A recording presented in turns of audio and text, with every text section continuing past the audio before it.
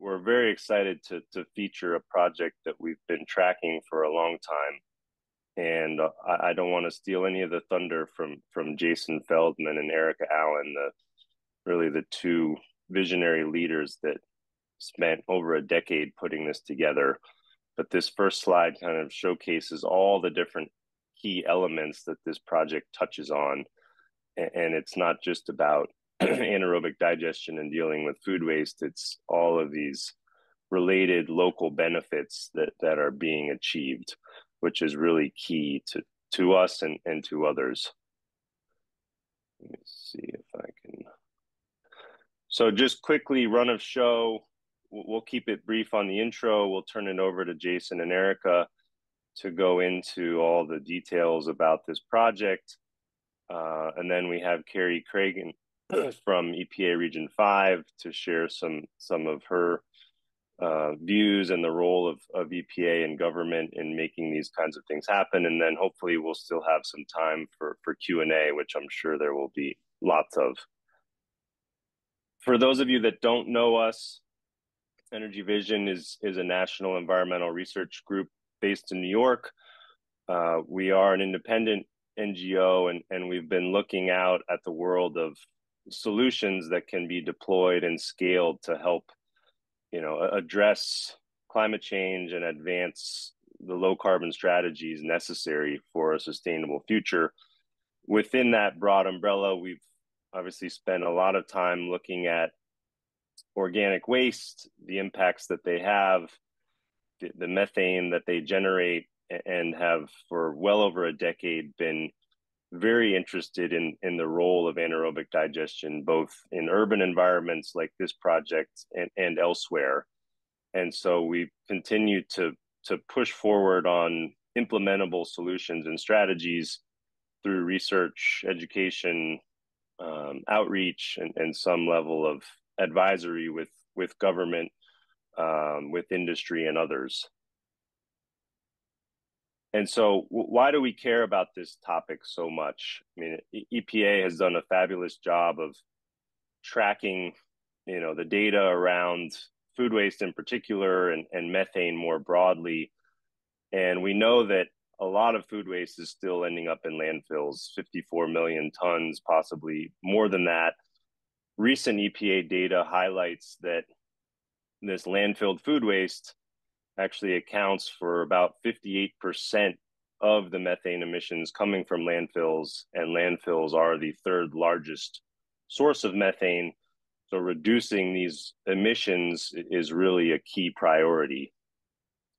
Beyond that, we also know that especially in urban environments, like in Chicago and New York and other big cities, access to local food and nutritious food is often not a given in some of these communities. And the ability to not only deal with food waste and its environmental and climate impacts, but to transform that into a source of local nutrients for local food production is a big added benefit of these types of projects and this strategy. And then lastly, of course, by capturing this methane and putting it to productive use, whether on site to generate heat or electricity, or by cleaning that gas up and producing what we call renewable natural gas, it provides much needed revenue and a way to further displace fossil fuels and reduce emissions. And so here's a chart that we put together years ago, and this project, as you'll hear about, really sort of exemplifies this model of creating two valuable products from one resource. And food waste we see as a major resource, not as waste, not as a liability if it's processed and handled appropriately. And again, I won't go into all these details because I know Jason and Erika will touch on all of this. And then lastly, Kyle, I want to make sure you have a chance to talk about, our real emphasis on local communities and the role that AD can play in addressing equity and climate and lots of other important key topics in this day and age. So Kyle, go ahead. Yes, and it's lovely to be among all of you today. Just to give you a brief preview, Energy Vision has a forthcoming report, and here are two of its findings. The U.S. can support approximately 680 new commercial-scale food waste anaerobic digesters, processing 28 million tons and reducing U.S. methane emissions by 7.5%.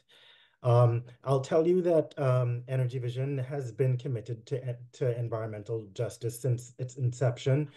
And through our engagement with various stakeholders throughout the city, there has always been a real appetite for this type of project where we would implement an anaerobic digestion strategy on various sites in New York City where, the digester would be fed with organic waste that would then generate uh, uh, heat or renewable natural gas for a variety of purposes.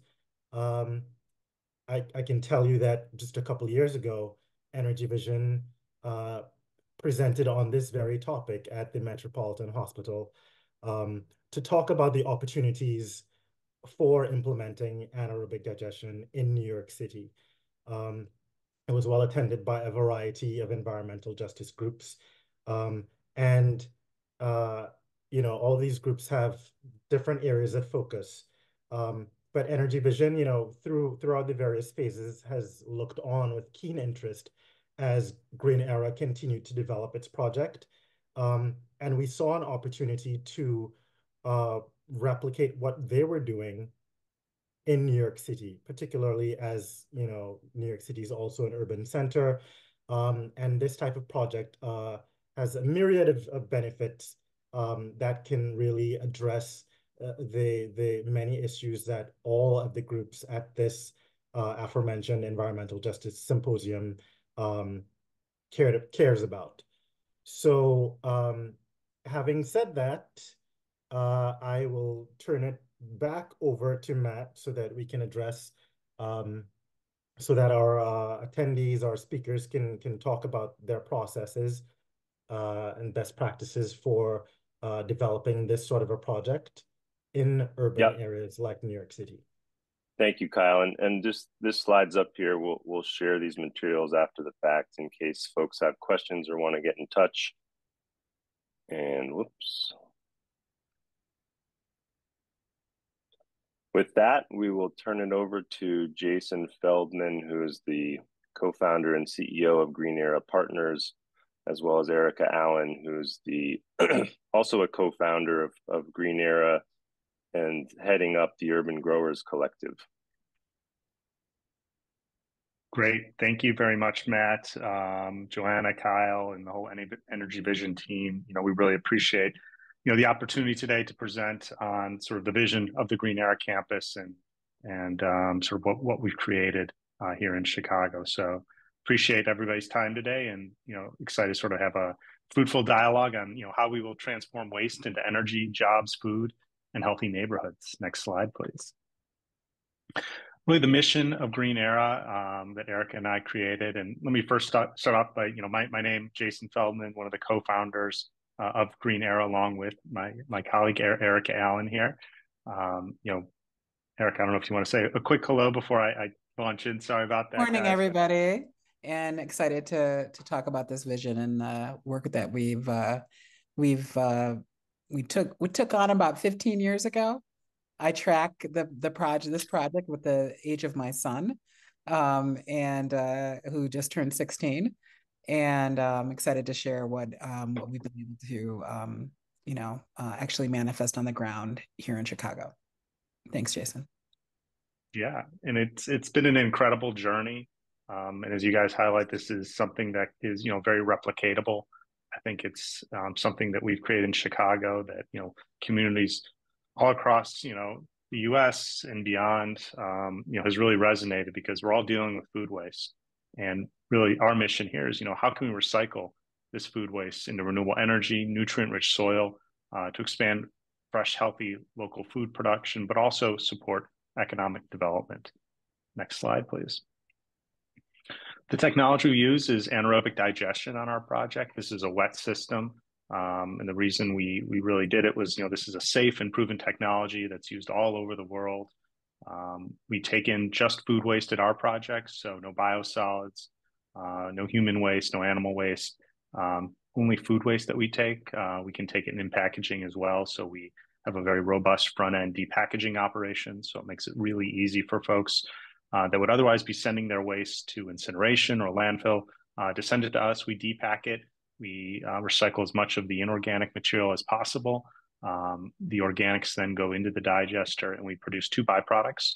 One is renewable natural gas, which is a carbon negative form of methane that we create. That methane is then directly injected into the local gas grid, so supplying a carbon negative form of renewable natural gas into the local gas grid to help decarbonize the gas grid, really without adding any new infrastructure. It's simply tapping into the infrastructure that we have. After we pull out all that energy, we're left with a beautiful, organic, nutrient-rich liquid digestate that we press out into a solid component, and that solid component is utilized by Urban Growers Collective as a nutrient-rich material to grow more healthy local food that we'll talk a little bit more about. And there's also very exciting opportunities with the liquid component as well, as we look at more rural applications, large farming applications for fertilizer as well. Next slide, please. And really what we're trying to do at sort of a very high level here is really move away from this very linear economy that we have, where we take, we make, we waste, and really decouple the economic activity from the consumption of these very finite resources. Next slide, please. And really move to a more circular model.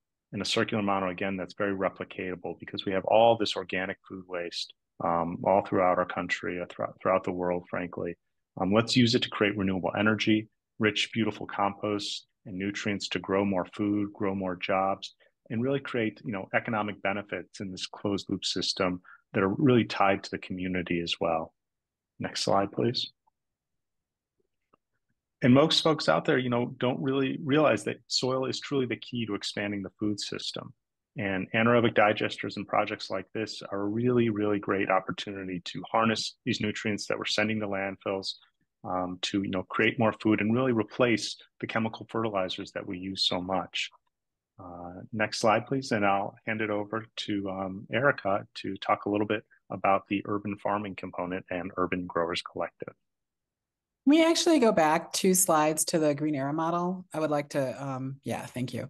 So thank you, Jason. I think this is such an important image, and it really is the crux of how Growing Power Chicago, which was the kind of foundation for Urban Growers Collective, just really creating this space within the city landscape to actually see farming beyond kind of like a community garden scale, but inclusive of allotments. A lot of policies had to change, zoning had to change just to make urban agriculture visible and sort of legal, and something that could be seen and actually built upon. That took many years of successful projects, failures, projects that community moved away and couldn't continue working on spaces that weren't owned by community entities. I share all that because those cycles of sort of displacement and disruptions of wealth building are really what brought Jason and I together to resolve these issues of environmental racism, to create economic development and to really mimic nature. What we're doing is not necessarily, it is innovative because it's us doing it, but it's natural systems. And so just taking those systems and using them not only to create a green energy sector, to create more opportunities for health and public health and environmental health in a way that's non-extractive, but also economically viable, and as a way to really kind of reset how communities see themselves within the context of energy, food, environment, and commerce. I'm an artist. Jason, who doesn't talk about it too much, is also an artist curator. So just being able to see what's possible and being able to create opportunities for community to see how they can not only be involved, but also be stakeholders in the economy that we're activating, that we've activated. So I just wanted to kind of like, I think it's helpful to see like the jobs and food isn't just sort of segregated and it's in its own silo, but it's really the mechanism and sort of the reason why people are interested in participating in recycling, why they are interested in learning more, because they see themselves within the work itself, because it's community level. We can go forward to the, yeah. So given that context, when we talk about just being able to have our food scraps, whether it's coming from manufacturing or from the corner bakery or from the corner bodega or from the kitchen table or the cafeteria, these are all things that we as a urban farming organization used to do by hand. We would go and pick up all buckets and bins from all the little businesses and bring all this food waste to the Iron Street Farm, which was our prototype for the Green Era campus, that we did this all by hand. And economically, that wouldn't be viable. But for policy moving and being able to get the first class 2 recycling permit for the city and for the state after the regulations were shifted to allow for organics to not be classified as trash, which was one of the first big levers we had to change so that it would be legal for us to even activate and build a digester campus. All of this is so that we're able to grow more food, that we can have that circular natural system of our organics returning back to being growing more food and to have ultimately a perpetual cycle of energy and use that circulates within the community in the same way that we would like to see dollars and resources recirculating and building community wealth. So if we have this basic human need, food, having clean water, which we're hoping to add on to our facility at some point, and also just engagement and that people are seeing what we're doing in a transparent way, we're also going to be part of it. We are not separate from the community. We are the community. And I think that's really critical. The young people, we can go to the next slide. The young people who come through, whether it's one of our 8 farms or some of our partner farms in nature areas, are all resonating with this understanding of the structures of inequity being being key to not only why we do the business, but how difficult it has been in many ways to sort of create a space within this industry, because we are thinking about the circularity. I think that is key, and that's why UGC is such an instrumental partner for Green Era sustainability, to be able to both have a viable anaerobic digester, and also to make sure that the product and the way that we're recirculating the resources, the energy, is also of community benefit. And this is inherent. It's not an add-on or lip service. It is at the kind of heart of the project and why we took this very difficult road. You can go to the next, please. So just a few of the faces and the impacts of that material, not only the digestate, which I just call compost because it's decomposed matter, being able to return to our spaces, but knowing that we're able to do this at a much more prolific volume. Making the compost by hand is, if anyone who's on this call is compost, it takes a long time, a lot of biomass to be able to fill up a 90-foot hoop house to grow greens in the winter in our climate, which we do. And that to do this at a scale that impacts food security and community wellness requires a lot of material. We're encouraging people to eat healthy foods. We're encouraging people to have more nutritionally dense whole foods. And our communities that are most impacted by structural violence, longstanding racism, and public health issues have the least amount of access to these nutritionally dense foods. So of course, if we grow them in the community, grow them ourselves, then we're able to improve some of those outcomes and also build more community connectivity. You cannot do that in an environmentally damaged area. You can't do that when the soils that you may have available to you have heavy metals in them. You can bypass all of those things if you have this material that is nutritionally dense and full of energy to be able to grow the food that we've been growing in our city for 20 plus years. Go to the next. Primarily on public land, which is also by design. This image, kind of talks about, this is actually not a food producing project, but it was a pilot called Grounds for Peace, where we're able to work with African-American men primarily in a protocol where through cognitive behavioral therapy, exposure to new careers like urban agriculture, in this case, gardening, taking spaces that were not benefiting the community and transforming them into ecosystem habitats that enhance the well-being of the community. And now this space is a community garden that's managed by the community as an element of restorative justice. So our work really transcends some of the things that think about anaerobic digestion. You don't necessarily think about restorative justice maybe off the bat, but because of the digester, we're able to engage in these larger Justice Department, justice-oriented projects that really provide opportunities for community healing and for the men who have embarked on this restorative process, a living wage connected to the community, transformative employment, and in our case, developing co-ops that are worker-owned. So all of these things are now possible because of the Green Era campus and because of the scale of material that we'll be producing, that we can transform spaces in ways that also makes us climate resilient, as there may be in the future supply chain breakdowns because of weather and other phenomenon. Go to the next. So we think about that a lot.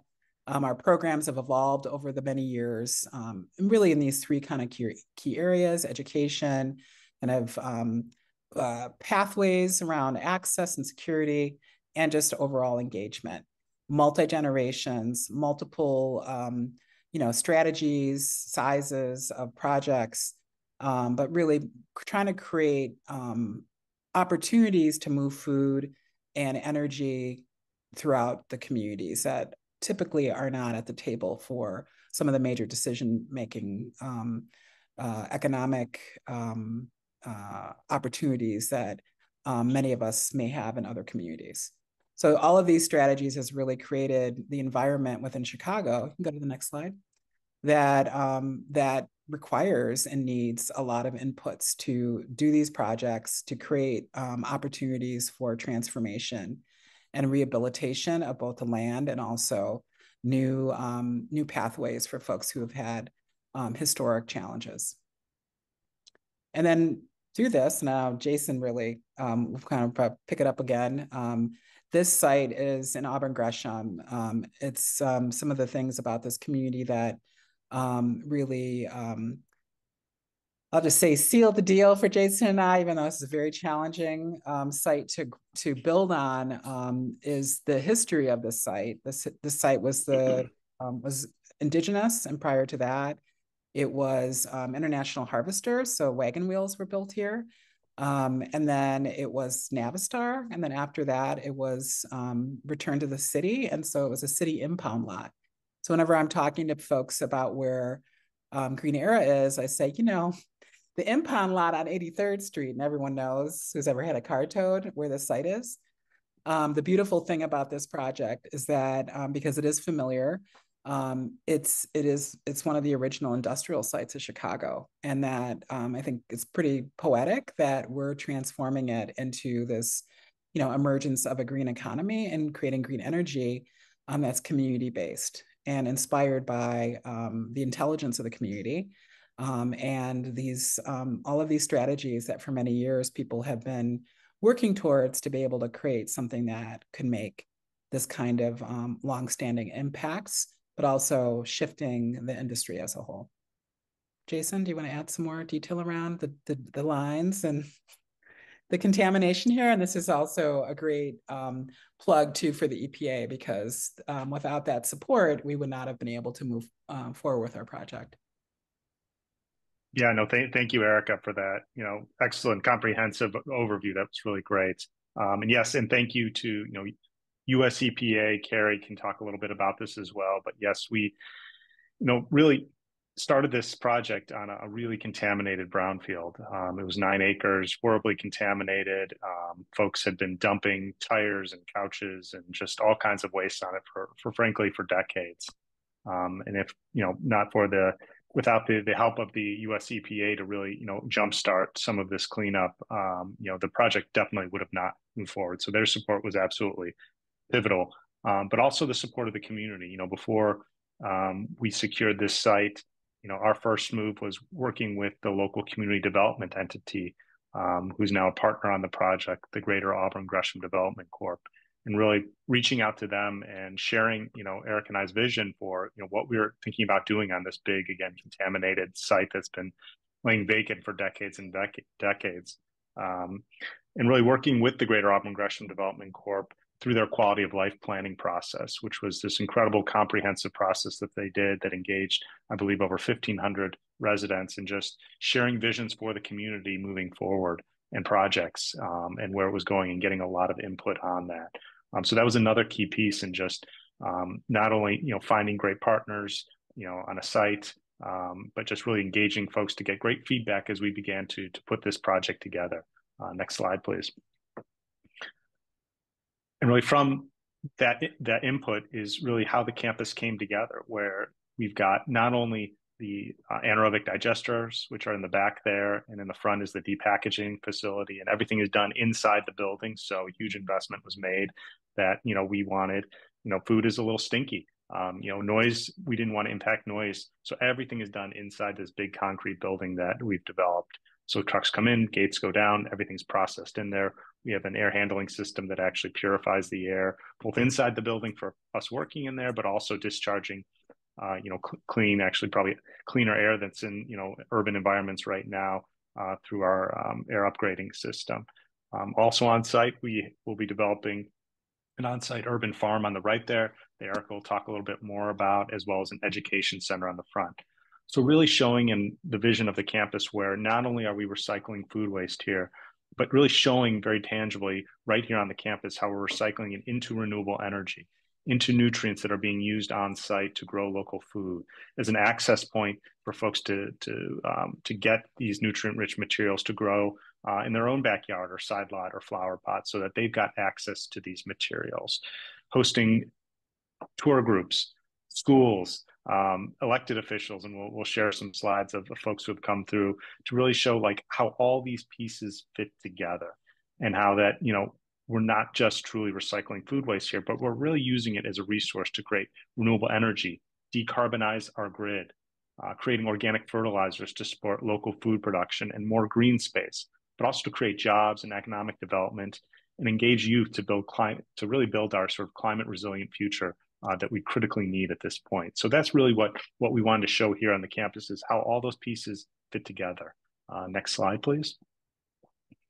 And right here is sort of the phase one, which we've completed. This is our first sort of full summer and gearing up some of the green spaces, but you'll see here we've got the building is complete, where all the processing is done. Digester tank 1 is complete and operating. The gas upgrading system there is sort of on the front of the building, where it's actually injected directly into the grid. We have some of our educational programming space on the left there, with some really exciting programming that's going on. In this summer, we're going to be starting to sort of build out some of the green space. So this is a phased approach that we're doing here. But this is just the first phase, and we're really exciting, and the momentum is building for the future phases as well. And those are also impacted and working with the community. Next slide, please. And one of those key partners is actually a local school right up across the street from the facility, Simeon Career Academy, which is a Chicago public school, trade school, the leading trade school in the city. And we've actually worked with those students. Next slide, please. From the very early development of the project and getting that input in terms of, how should things laid out? What does the community value? How can we make this more of a resource for, this really exciting project that's happening in folks' backyard here. So working with the students, on the actual development and now onto the future phases. And I'll hand it back to Erika on this, on sort of the next phase of the project, which is really exciting because that is the forward facing. That's the integration with the community and all the next steps. Next slide, please. And I'll hand it back to Erika. Thank you, Jason. Yeah, this just really reflects the vision of the next generation. So the phase 2 is all of the, what we call the community facing elements of the campus. It's interesting, the last few days, people have been asking me, like, why is it a campus? And I think this is such an important use of language because we are all learning. We're learning how to reconnect all of these systems and really making it transparent so people, when they come, can see themselves in the vision of what we're co-creating. The young people who we worked with, and we actually did the charrettes during the pandemic, so it was, an especially sensitive time around food security and energy, and for young people, really challenging. And so they were really excited and invested in envisioning how to use the space. This is a great slide that really talks about some of the nexus between academic and career pathways around emergent technologies and green engineering and research and development and, just nature-based solutions to some challenging issues. And the students, kind of got like a general idea of what the space was and why we had to have this big pond basically in front of the campus because of the planned development, 1,000-year storm, they make you have like a pond there, a dry pond. So the students wanted this boardwalk. They were like, well, can we have that and also create space so that we're losing all this space? And so they were given a really basic problem to solve, and this is what they came up with. And so it's my responsibility, and Jason's as well, to try to manifest this vision for the young people, because we know when we do, community-based in situ projects that reflect the needs and the dreams of our community, then there is deeper engagement, but there's also transformation. And in terms of agency, placemaking, and what we hope is a lack of displacement when there is wealth that's being developed and generated within the community. That is really important. And for young people to see their future, and elders, I'm not being ageist, but, always looking for the next generation, to be able to see themselves within the vision of what we've created. So I just wanted to really underscore that, and the proximity of the high school, of the architecture program, of woodworking and welding and all of these trades that are so critical to not only building these kinds of facilities, but also maintaining them, and how valuable both that practical mechanical knowledge is, but also the research pathways that we're developing with local partners like Argonne and others, University of Illinois, Chicago, Illinois Tech, I think Loyola, Northwestern. Jason will talk a little bit more about those pathways. City colleges. Really important that all of our emerging researchers and leaders are able to have a place where they can learn early on how to about this sector. We can go to the next slide. So just some of the visions, just utilizing the space. They had some spatial problem solving. We worked with an emergent African-American Black woman architect who has a mission as well with her firm to mentor the next generation of architects. So we really we had a small footprint left, and this is what through all the charrettes that the community and our partners came up with. Really a innovative, just highly dense, kind of stacked series of facilities that ranges from office space, classroom space, convening space, a retail store, sliding scale, greengrocer, and basic kind of open air kitchen that we can also, make available to the community and for workforce development. And of course, a nursery where I can come in and purchase or pick up climate resilient plants and trees and all the materials I need to grow food. So having that, I think there's one more slide that really allows us to also create space for entrepreneurs who are testing new products and creating the next we don't know what's going to happen in this kitchen space. Maybe a new product is going to be developed that really shifts a family or a young person into an entrepreneurial pathway. So all of these things are things that we're looking to develop along with a lab. We're hoping that we can really create an on-site lab as both a space for student researchers, but also other folks within the sector, so we can really learn a lot from this kind of project and contribute to agriculture and community wealth building. Go to the next, please. And just kind of having these images to sort of see what's possible. It's a anaerobic digester plant, we're well aware, but also it's for me and from the work that I do and that many of us in the community food systems world understand it's a fancy composter. It's a really fancy composter. You can go to the next. And to be able to sort of see how all of these pieces connect and how they can have environmental impacts is critical. I just encourage everybody, as much as it is very challenging to do a project of this scale and to make it pencil, but also to keep it balanced and connected to the community's economic development and wellness. We are very excited to be able to have reached this point and to begin to sort of demystify some of the opportunities that we all have to improve the quality of life for everybody and create new economic opportunities. I'm going to turn it over to get, I should say one more thing about that last slide with Chair Mallory.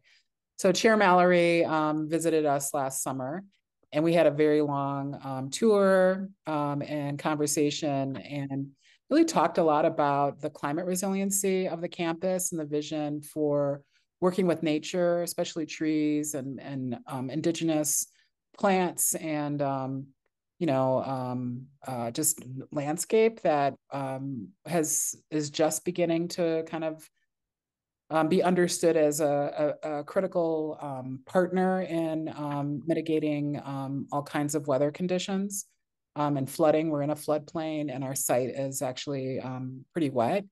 So how can we work with plants? How can we contribute to the heat island in a city like Chicago through this campus? And so there's a lot of just being able to talk about all of those things within a physical campus space where we can walk and talk about how each element connects to the other within the framework of AD, and how these assets also become opportunities for improving the quality of the air, of just the breathability, especially we have a farm that's in South Chicago that's much closer to the landfills and a lot of the industrial fossil fuel like switching stations as the fuels are coming in and out of the city.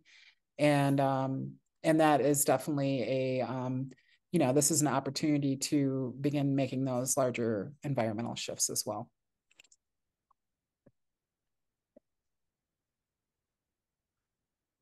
Great. No, thank you, Erika. And I think we'll just sort of quickly click through these. But just I think we share some of these slides of some of the visits from the White House to the UK ministers.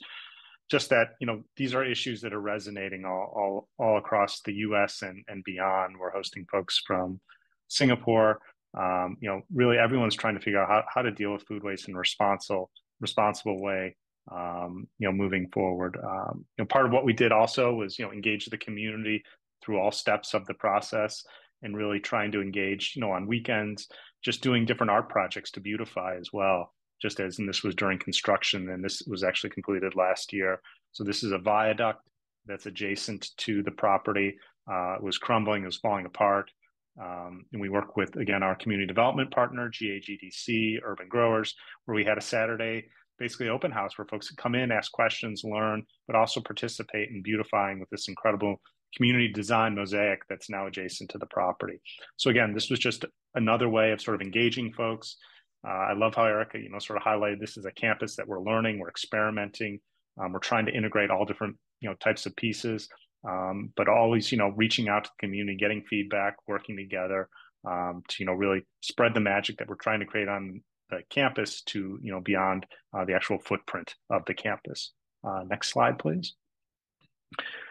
We were also lucky enough to be part of the Chicago Prize winning team through the Pritzker Traubert Foundation with our community partners, the Greater Auburn Gresham Development Corporation, and tying this actually to their incredible health project, the Healthy Hub, which is a health and wellness center just up the street from us. So again, tying together projects, coordinating with projects to really amplify what we're doing as well.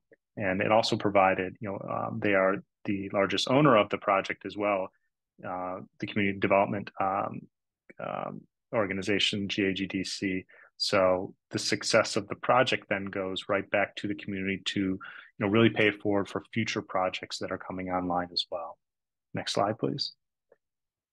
We've been lucky enough to get some great press out there as well. Next slide, please. We actually have to update this, including an Energy Vision Award. Thank you guys, which was wonderful to get, as well as being a winner of the Climate Cup at the COP26 UN Climate Summit as well. So really just, again, the project resonating beyond, the US as well. Next slide, please.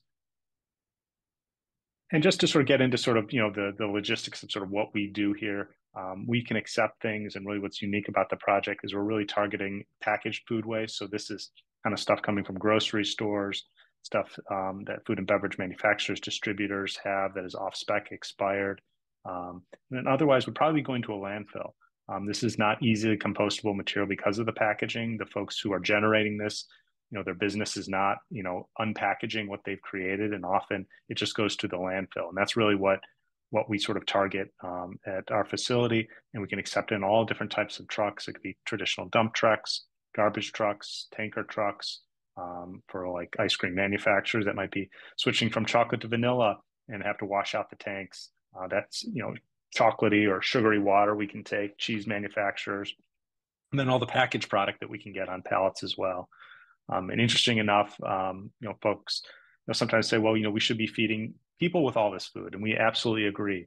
But unfortunately, the reality of sort of our food system is that a lot of this is inedible, is expired, is off spec. There could be problems with the manufacturing. There could be, little pieces of, metal or something, but it's been rejected and they can't actually go to feeding people, and it'll come to us. But one of our biggest partners and one of our first partners was actually the Northern Illinois Food Bank. So this is a food banking organization, because the reality is that 30% of the material going to food banking is just inedible. So they could be getting a load of potatoes, and 30-40% is just rotten and inedible, or cans are dented.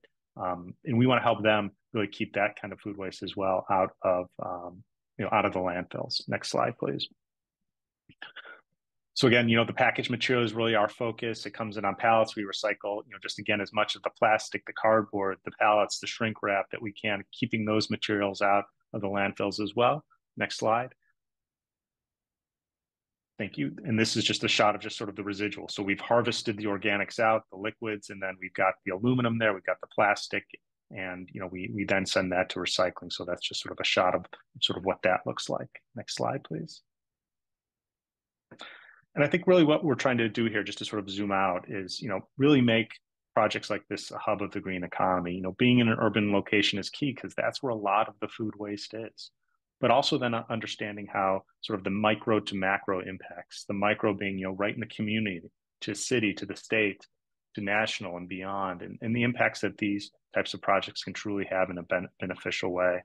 Erika touched a little bit upon just of our sort of R&D opportunities with universities, from fourth graders coming through, just, excited to learn about recycling those banana peels, to, institutions like Argonne National Lab, looking at, really advanced technology that we can continue to bolt on to technologies like ours, and utilize more byproducts of our processing, including, the nutrients, CO2, other things like that we can utilize and recirculate as well. But also the urban to rural connection is incredibly important. A lot of the solids are going to local food production and urban capacity through our compost cooperative, Urban Growers Collective, and others. But then there's also this huge opportunity for rural integration with the liquids of that digest state, the beautiful, organic, nutrient-rich material coming off that can be used for direct land application that I'll talk a little bit more about in the next slide. But then also include, one quick slide back, youth engagement is so critical. And it's really exciting to see on the federal side that the administration just launched the American Climate Corps, which is sort of a national service initiative through the U.S. government focused on climate change. And this is really to engage the next generation of young people to tackle the climate crisis. So this is really empowering and paying young people to learn about, to engage, to be part of the solution. And we can really be part of this on the campus. So working, really creating this climate corps, supporting, this climate corps with the materials we're producing, with the circular economy that we're helping to create, but to really have the places like the Green Era campus really to be a hub for those activities in communities that critically need it, that we can create jobs, new entrepreneurial opportunities as well, to create really exciting economic development opportunities. Next slide, please. And just as we sort of wrap up here, sort of on the nutrient side, again, the two byproducts we're creating, renewable energy, nutrients. Next slide, please. There's been a real big change and shift in how we look at fertilizers. Most fertilizers came from sort of Russia, Ukraine area. That has shifted tremendously because of what's going on with world events and the war.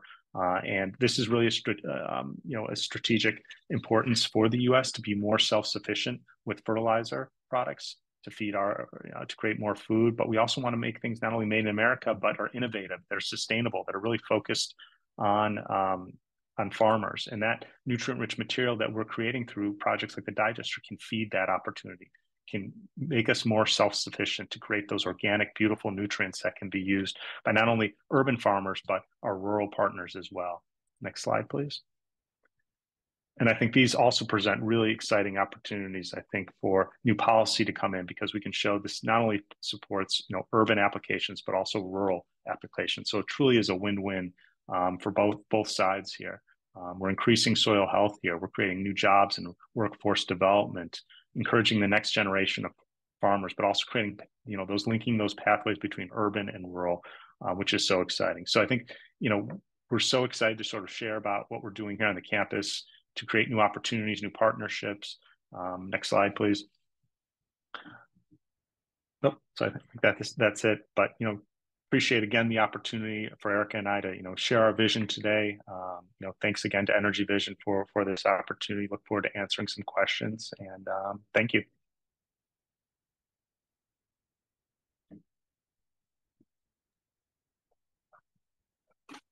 Thanks so much. Over to you, Carrie. Well, I really want time for questions and answers, because every time Erika and Jason speak, I learn something new. So I don't want to take any more time from them. I will very quickly go through our very minor role in this. You can go to the next slide, please.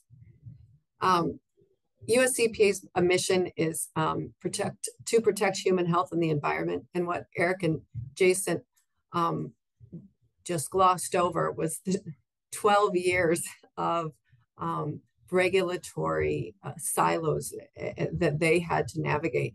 Each level of government, local, state, and federal, and amongst the federal government, and even within EPA's own agency, is separated by its legislative role. And because they were pioneers and doing these having this beautiful vision, which is everything EPA values, they still needed to go through every single step of every level of government to get there. And it can't be underestimated how amazing their challenges were, and how deftly they overcame them.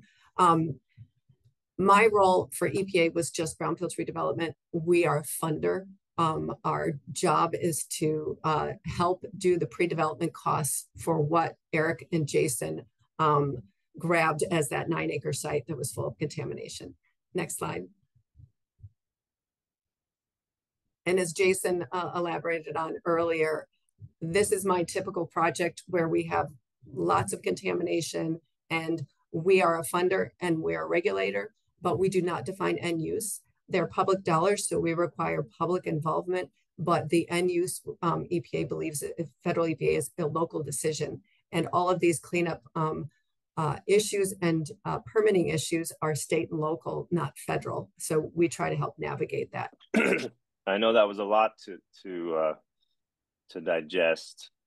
Pardon the pun, but we live and breathe this every day. So, I mean, to us, this is, as Carrie so nicely sort of wrapped. I mean, it's just such a fascinating project. It's such a cool model that touches on all of these critical elements of what does a sustainable future look like, particularly in an urban center. And of course, we're somewhat biased being based in New York and just dying to see something like this happen in New York, but it's not unique to New York or Chicago, as you said, Jason. I mean, this is a solution that can be replicated essentially all over the world. But I think first and foremost, you've got to find a way to make it pencil. And I forget who, I think it was Erika that touched on how do you make this pencil? And to us, having looked at AD for years and years, that's kind of the critical piece of being able to monetize the energy and the gas as well as the nutrients. So, Jason, I don't want you or need you to go into sort of specifics or anything confidential, but can you talk about, how do you make this pencil and absent sort of getting all of these important funding pieces along the way?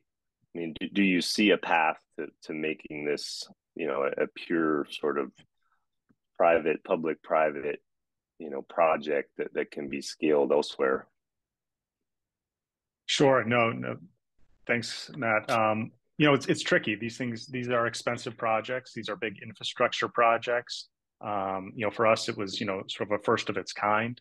So just educating funders out there, people are excited about supporting projects in theory like this, but, when folks actually have to put dollars in, it can be tricky. We were very lucky in terms of cobbling together an incredible, network of funders, debt, equity, some grants, et cetera, to put this together. So we were very lucky to put it together and for things to come together. But it is a very sort of complicated funding stack to put these projects together. I think it might be getting a little bit easier just as the awareness around sort of what we're doing is increasing. Just awareness around food waste and the importance of diverting that, the awareness around renewable natural gas and what it is. The utility we were working with didn't even know what renewable natural gas was when we started this project. So I think awareness is growing. You're seeing other projects pop up. You're seeing other, digester technology just becoming more familiar, whether it's, from dairy farms or on landfills to harness that gas. Just awareness around the different components of these technologies, I think, is growing. But they are expensive. You need to really build these at scale to make them pencil for the most part. But I think as more awareness around the impact of food waste decomposing in landfills is understood, as landfills frankly fill up. They're not permitting a lot of landfills. You got to go somewhere. We're not as efficient as we want to be with managing food waste. There is inevitably going to be, some food waste out there. So at least let's capture it. Let's keep it out of landfills and do, keep it in sort of our circular economy and really use it as a driver. So I think it's, happy to go into more detail, but I think there's new opportunities as well, new federal support that's coming out to support, renewable energy in general, as well as digester projects. A lot of great, groups out there and advocacy that's going on. But it's really an important step of coming together with, the community, with local policy folks, government agencies to get behind it, because delays too can be killer for projects. It's taken us a long time, and time is expensive. Every day you're not operating, costs the project money and can be really impactful. So time is also killer that folks don't always think about going into these things, and delays of just whether it's connecting that energy, whether it's getting those final permits, whether it's just with supply delays of key components just to allow projects to function. All those things factor into a successful project. So I guess the answer is complicated, but I think it's important to surround yourself with a dedicated, experienced group that sort of knows how to do it, and I think can then chart the path to hopefully successful deploying future projects. I guess to follow that up before jumping into some of the Q&A in the chat, and you more than likely you're not going to answer this directly in terms of specifics, but for any project, everybody wants to know what's happening with the renewable natural gas. You're injecting it into the local grid. Can you comment at all on end use or, I mean, without getting into pricing, like, is it a long-term sort of fixed price offtake? Are you selling some into transportation, other elsewhere? What can you tell us about the gas piece? Sure. Yeah. No, the gas, we upgrade the gas and it goes directly into the local gas grid with our local utility, which is People's Gas. It is then, that gas, we're not a marketer of gas, and, the rules become kind of complicated there. But we do sell it to a third party then that sells it for, some of it could go to vehicle fuel, but essentially that goes to a third party for that gas. But it does go into the local gas grid. So it's actually, offsetting the need for those molecules in our own local gas grid. And our hope is that, we can do those directly with, as programs sort of evolve with our local utility to integrate renewable natural gas as an option for, the local community of the Chicagoland areas. That's an option on your gas bill to purchase locally produced renewable natural gas. But unfortunately, the utility isn't quite there yet. Okay. Well, we did have a question from Tina Traverso, who's one of the leaders of the recently formed Manhattan East Side Environmental Justice Consortium that Kyle briefly touched on the outset, and she and many others that live in NYCHA, New York City Housing Authority housing, have dealt with primarily rats in New York City, and one of the big driving forces around providing organics recycling solutions locally is to try to cut down on that rat problem. And I guess the question is really, did you encounter similar challenges or issues in Chicago, or did you have a simple or way to deal with that in designing the project? I can Sure. speak Oh yeah. a little bit. Please. I think it's such a great question, and it's really one of the reasons that it's important when you get to scale to not do open air composting in cities where there's a lot of rodent pressure, and Digester eliminates that. So rats aren't really eating finished soil, material, broken down, digested material. They're digging in the compost for the chunks of food that they can still eat.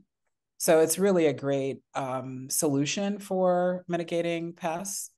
And again, that scale, to be able to, process enough food waste within an urban space that has, animal pressure is an issue. Also, just kind of thinking about the opportunities to mitigate the methane release, which is something that we talked about a little bit, but I mean, just mitigating that so that, this material is not off-gassing, a small community composting operation isn't contributing huge amounts of methane, but when we get into the scale that Green Era is going to begin processing, it's pretty impactful. And so I think when you look at, being able to, avoid the rodent pressure, and, ultimately people want the material to grow food, to mitigate the methane, which is, is carcinogenic, right? Like, we have all kinds of data around people who live near landfills, and how it's impacted, breathing, asthma, different cancers, et cetera. So all of those things I think are critical to look at, but it's one of the best ways to mitigate rodent pressure, because it's anaerobic. I don't think, Yeah. No, that's in the tank. Yeah. It's a great, helpful. I agree with Eric. It's a great question. And I think another exciting aspect, I think it actually can reduce it, because, right now nobody's creating any food waste for us. The food waste is out there. No one is generating any more because of us. But I think, separating it out, having containers that are more specific for food waste, whether it's, in our alleyways or, behind a restaurant, can make us more effectively manage that, because we can have bins that are more appropriate for food waste. So right now, all that food waste is getting mixed in with trash. And it's just, the food waste is still in the back of the alley, so it's not anymore creative. But now that we're working with more responsible haulers that understand how to handle just that food waste, they can have more appropriate containers and monitor that and have more frequent pickups for just the food waste. So we're seeing, and again, we don't actually haul any of the waste. We work with, haulers that are doing that. They're finding, they can be more effective in managing that waste, because they're just focused on the food waste and not everything else that goes into trash currently.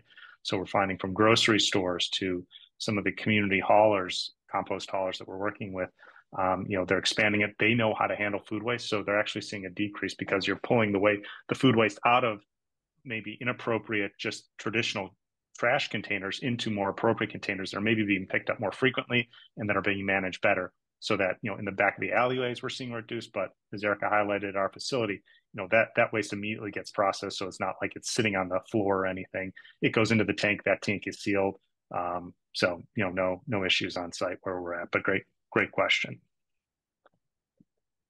I guess continuing on the food waste thread, I mean, you didn't comment on this, and maybe you don't want to, but can you speak high level about, once you're fully sort of ramped up to scale, I mean, how much material are you equipped to handle per year? Sure. So we have a 2-phase project, but initially about 85,000 tons per year of food waste that we'll be able to process in the facility. That's a lot. But just a drop in the bucket. I mean, the reality is, it's a drop in the bucket when you look at, the volumes produced in and around, a dense urban area like Chicago. Do you have, I mean, in New York City, I mean, we have pretty good numbers. It's roughly 1.2 million tons of food waste generated. Those are the estimates. Could be higher than that. Do you know what that number is for Chicago? I want to say it's not that much, but I think it's 800 plus thousand tons per year. So this project, effectively handles about 10%. Maybe. And the reality is, waste is typically underreported. Nobody had any waste, when we started this project, and they're like, oh, we actually do. So nobody wants to talk about it. So the numbers are probably quite a bit, actually, the real numbers are probably quite a bit higher as well. Yeah, for sure.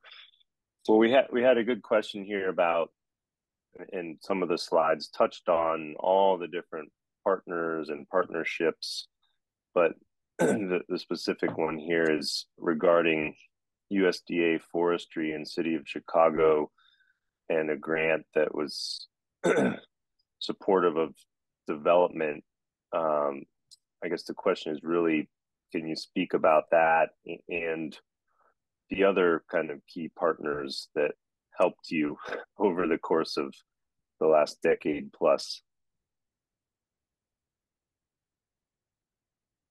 I can talk a little bit about there's so many partners. We actually have a slide with all the many people and projects, and I don't even know how many. I mean, our key partnerships, of course, are the Greater Auburn Gresham Development Corporation, and Urban Growers Collective, for the site, and within the context of the quality of life plan for the community.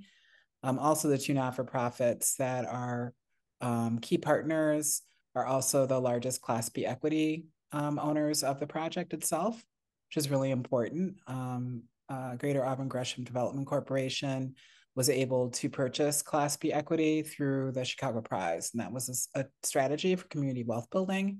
And then Urban Growers Collective was able to receive resources from a private philanthropist who wanted to make sure that the not-for-profit was also able to sustain its presence within the context of developing the campus. So that model is really critical. Department of Forestry we applied for edible forest and climate resilient grant and received it. And the two sites that we're also part of kind of a triad with the Morton Arboretum and with Faith in Place. So really being able to deploy, and then there's like the city of Chicago and a bunch of other initiatives. So collectively, our three entities will be able to kind of showcase the resilience of maintaining trees. And we have the fertility, of course, from the digester to plant these trees and all of the other edible forests and spaces that we're going to be developing and showcasing on the campus, so community can get ideas about where and when they want to activate these spaces. There's quite a renaissance of folks, especially post-pandemic, that are looking to make sure that there is abundance everywhere. We live in a city. Our Chicago's motto is Herbs and Horto. It's a city and a garden. And so the idea that we can actually live up to that dream because we have these inputs just by being good stewards of resources. So the trees and the kind of expansion and accessibility of not only the planting trees everywhere, which everyone, there's always these quotas of we're going to plant 10 million trees, but it's more than that. It's really about place-based stewardship, about empowering community to know how to take care of trees, to have agency and permanence in the community along with the trees, because that's something that is important. That our ability to partner with the city and with other agencies in the county to mitigate climate change through improving the tree canopy is important. And I think just for us as an organization, as a collective of entities that are working in tandem, it's an important model. And being able to work with federal resources to do that, and with the Department of Forestry, who's embracing this, I think is also a critical piece in this puzzle that we're all trying to put together. Yeah, that's great. I mean, we could obviously spend hours and hours talking about this, and I know we're running up against time, but I do think, a big question for us and others is in terms of the replicability of the project. I mean, obviously, to do this elsewhere, you need a site, you need one or multiple, ideally multiple community-based groups that are really the community and are supportive and willing to commit to this. And Erika and/or Jason, can you speak to sort of that high-level list of sort of key criteria to make a project like this work?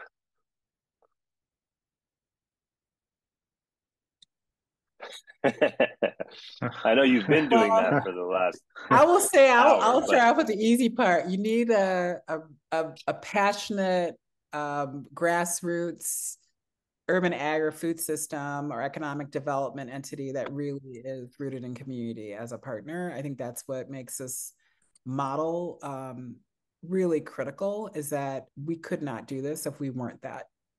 It just would not have happened. I mean, it's just, and it's important because of the our commitment and the vision to really rescript how environmental racism and its connection to wealth building as opposed to extraction is really a tricky road. Because we have to pencil, it's critical, and we also have to do no harm and contribute to the environment in meaningful ways. So it's important that all of those elements are in tandem, and it may and it's a very competitive business, like just in general.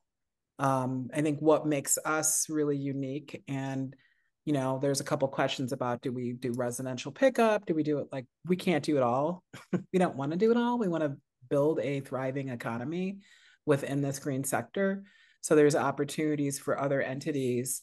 And Jason mentioned a few that operate in Chicago that are micro haulers or bigger haulers that are, adding, organics pickup to their routes and offering that to their customers. We become that partner, but we also become a critical, and I say that we, like, wherever I think there's somebody who's like, I want to bring it over here. So when we replicate and we have the data from this project, that this is something that every green era, wherever it may be, whatever it's called, should have these elements. That's part of our strategy, is to be able to continue the public-private and the kind of restorative aspect of this model in other cities and other environments, and to be able to really look at this as a new way of generating capital without extracting from people or the environment. It is possible that we can do both those things and still be capitally intensive and profitable. And I think it's no one believed we could grow a lot of food in the city until we did it. Now we've done this, and so it exists. And so then it begs the question, why aren't we doing this everywhere? Why are we continuing to put energy? I look at food waste as a form of energy. It's a natural resource. Why is it going to a pit somewhere? And then just like, it doesn't make sense. And I think when people make that connection, because they can see it, it transforms everything. And there are urban growers, collectives, growing powers all over the country and the world who are all understand some of these things, but maybe haven't had access to resources or political levers to be able to move this along a little bit quicker. Jason, I probably... No, I mean, that was perfect. You summed it up really well. And I mean, it's truly inspiring and just so innovative. I mean, I think the last question I have, and want to make sure Carrie has a chance to chime in here, is, Erika, you've done such a nice job touching on the complementary nature of AD and composting, and especially the fact that you can do community composting. And in fact, you were doing that, but to get to a scale that really makes this as big and as impactful as you wanted, there were limitations around composting. And I think that's an area where we see a big gap in terms of education and need to engage with, particularly in New York City, the community composting community is quite passionate and really vocal. And in some cases, it seems there's this disconnect that, they say AD as competing for those same resources. And, of course, we're talking 1 million plus tons of material, and community composting is handling just a sliver. But, have you had to, or have you developed materials and community facing documents to help sort of bridge this gap and help sort of get folks to the point where they become supportive of this because of all the positive elements and see it as a complementary solution? I think it's really important that like, there's all kinds of materials, right? I mean, it's the people who are leading the project and how it's being communicated. If it is a project that is, for us, I mean, no matter how we slice it, the material that we press out, we know how to grow in, because we did it really, I learned from my father, and he created some of the densest cake digestate I have ever seen without a lot of tech. And so I know how to grow in that material. But any of the material that comes from the digester can still be composted. It can be mixed with other carbons and, you know, different grades of material depending on use. So there's always another process that allows us to responsibly, you know, contain the gas, right? My goal is to get the methane captured and to create a conflict-free source of energy. So that is big part of that kind of urban ag hat, and that Jason and I have that mission while we're also running a responsible plant that does all the things that any AD would do. I think community has not seen this done well. Community has not seen the things that it has been promised around environmental impacts really, really transform when it comes to industry. And so until that happens, there's going to be that disconnect. And I understand it. I think we all do. I think why this is important, this conversation is important, is that as we move along a continuum, we can share this with other emergent communities so that there isn't let me show you a flyer so you understand this. Everyone understands it. I think people don't trust that it's going to be to their best interest. So I think even the question around the rats, like, that's what people are used to. They're used to, like, even like grassroots compost is hard to do in the city. It's funky and you attract pests. You know, we did some of the hardest composting, I think, in the city because we composted along the Chicago River. I'm across the river now with one of our offices. And, you know, that was challenging. We didn't have an infestation, but they're there, you know, and that was in a closed loop system. So just learning that, going through those processes of doing low tech composting to larger, you know, those things. And I think in a city like New York, I don't know how to do I wouldn't be comfortable doing compost. And I have colleagues over the years who have, and they really struggled, especially with scale. So a digester is really like the best solution, but most community grassroots folks are not going to be able to run a digester or have access to it or benefit from it. It's going to be a commercial entity who's coming in and, you know, and here, you know, take care of this liability for us. That doesn't generate the kind of community wealth that we are able to do with this model. So it's a great opportunity for collaboration and really thinking about the long-term stability of a community and its environment and its viability by resolving long-standing challenges and environmental racism through this kind of economic development. And it's possible, but it requires some mitigation when the usual players potentially aren't even going to have this kind of conversation. So again, a topic I love talking about. Sorry. No, I mean it's perfect. It's just really well thought out, and you know, I think just can't say enough about how inspiring this effort that clearly has taken a long time for both of you and many others to come to fruition. And you know, we're just big cheerleaders and supporters of this model, and are really desperate to see this replicated elsewhere. And I know in trying to coordinate this webinar how busy both of you are, and I'm sure that will only continue as things scale up, but would love to be able to point folks in your direction that you know, hear this recording and get inspired.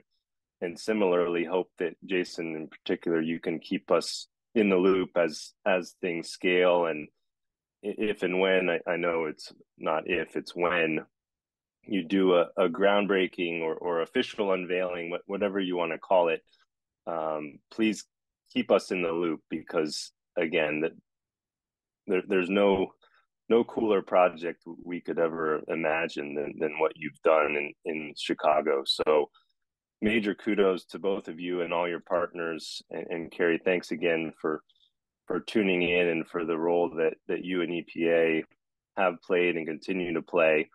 And, you know, all of us are over here just jaw drop this is just so impressive and so really just so inspiring. So thank you all for tuning in, and thank you both especially for taking time out of your busy schedule to really talk about all these different important elements. So we're eager to continue to spread the word, and hopefully, this is the first of many Green Era type projects across the country and across the world. Thank you so much, Great. Matt. Thank you, guys. Yeah, really appreciate it. Thank you, Kyle. Okay. Thanks again. Thanks, Great everybody. Take care, everyone. Bye-bye. Hope Thanks you all. enjoyed it.